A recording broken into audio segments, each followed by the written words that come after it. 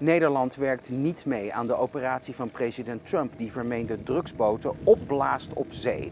Dat hoor ik hier op Curaçao van de commandant van de zeemacht in het Caribisch gebied.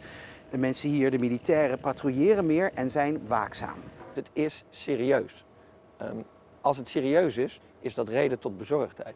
Maar er is geen acute dreiging voor de ABC-eilanden. Op deze plek waar marine, kustwacht, de landmacht en mariniers samen gelegerd zijn, zijn er subtiele veranderingen. Gebruikelijke werkzaamheden zijn aangepast door wat de Amerikanen aan het doen zijn op zee. En iedereen is extra alert, vertelt de commandant der zeemacht in de Cariben. Wij richten onze patrouilles anders in. En dat betekent dat we met name aanwezig zijn rondom die ABC-eilanden. Om de situatie goed in kaart te kunnen brengen. En daarmee een goed beeld te hebben van de mogelijke ontwikkelingen.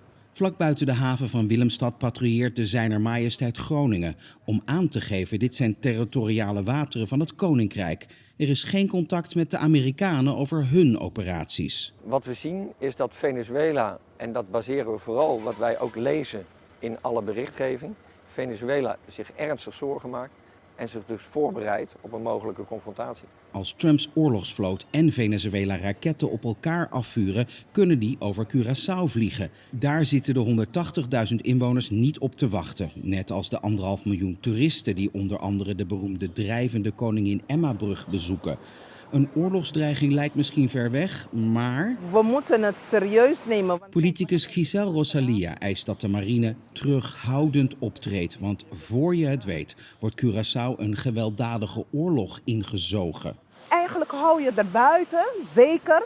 Want we weten allemaal, het zal geen goed doen aan de mensenbestaan. Maar lokale protesten hebben niet veel effect. Want ja, het nadeel is dat je in een koninkrijk zit. Dus bepaalde beslissingen... Die vallen in Den Haag. Ja, precies. Die vallen in Den Haag. Terwijl de commandant zich voorbereidt op wat hij noemt het ergste geval, moet hij dus voorzichtig zijn. De zelfstandige landen Aruba en Curaçao willen niet een kant opgeduwd worden. Het gaat om hun veiligheid.